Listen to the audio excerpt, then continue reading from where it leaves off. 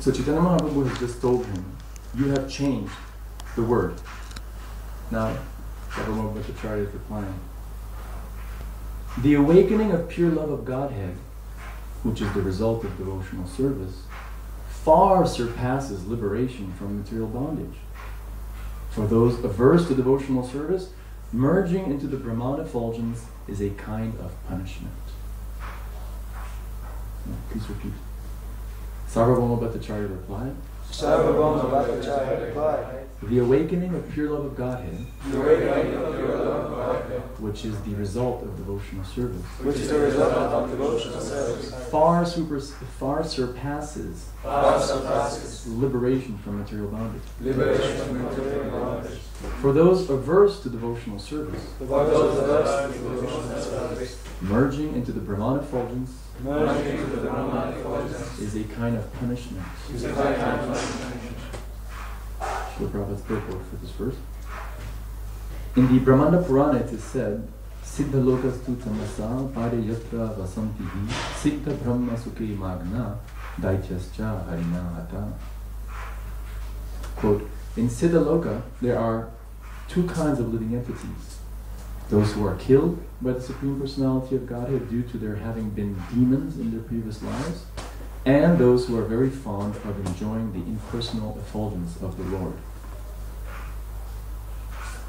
The word tamasa means the coverings of the universe. Layers of material elements cover the universe, and outside these coverings is the impersonal Brahman effulgence. If one is destined to remain in the Lord's impersonal effulgence, he misses the opportunity to render service to the personality of Godhead. Therefore, devotees consider remaining in the impersonal Brahman effulgence a kind of punishment. Sometimes devotees think of merging into the Brahman effulgence, and consequently they are promoted to Siddha Loka.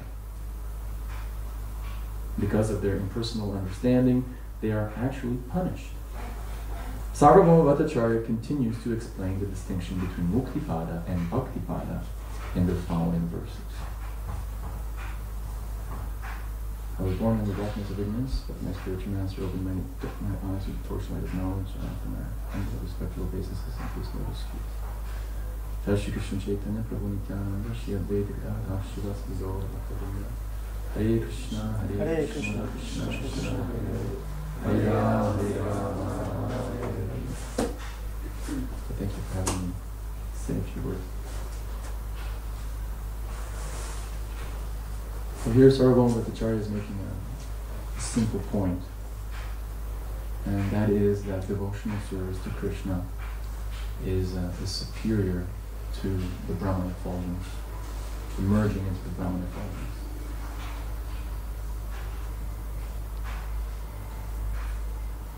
From the logical point of view, it actually makes sense. If we accept that God has unlimited capabilities to reciprocate with small individual souls, then naturally, logically, one concludes that the experience that the soul has in reciprocation with an all-powerful, unlimitedly loving and wonderful God will naturally be of a much higher intensity and quality than a mere extinguishing of one's personality and floating into some sort of Brahman effulgence, some white light. It makes sense, doesn't it? Aside from logic, our Vaishnava scriptures have so many verses that substantiate this point. And since in Bhagavatam we're supposed to quote verses, so here are a few references. We quoted Nectar of Devotion a little bit earlier. Well, somewhere else in the Nectar of Devotion, Srila Prabhupada makes the following statement.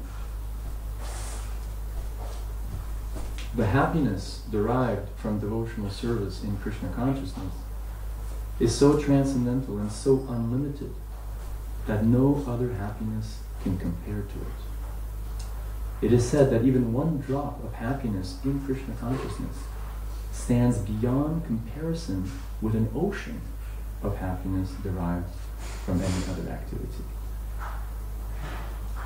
It gives you a sort of like an analogy. A drop of water and an ocean.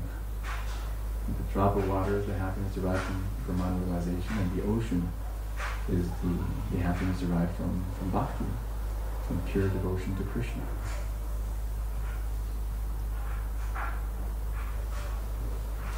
The impersonalists have a misconception. And the misconception is simple. It is this. Impersonalists conclude that the absolute truth, ultimately, in the ultimate sense, is the Brahman effulgence. There's nothing beyond.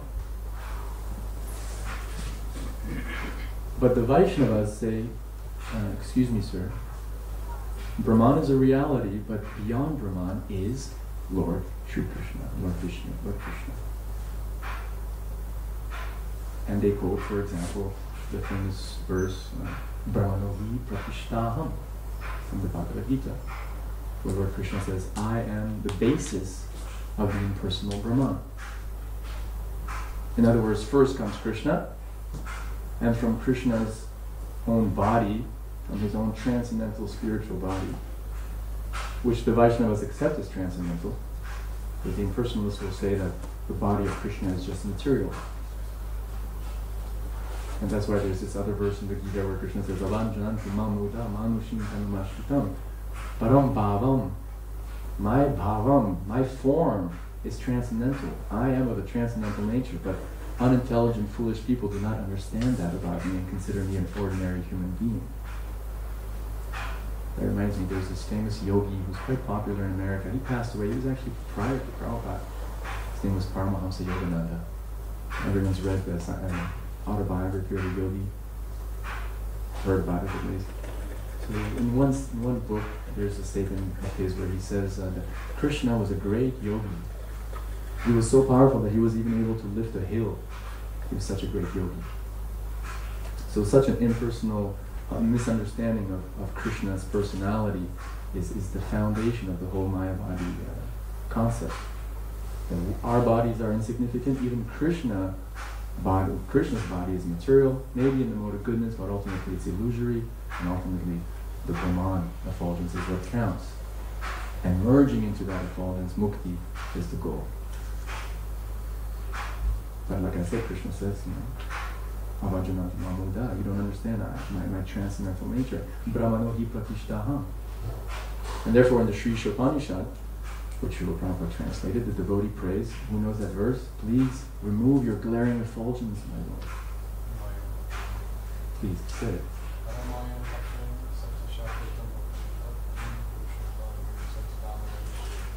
O my Lord, sustainer of all that lives, your real face is covered by your dazzling effulgence.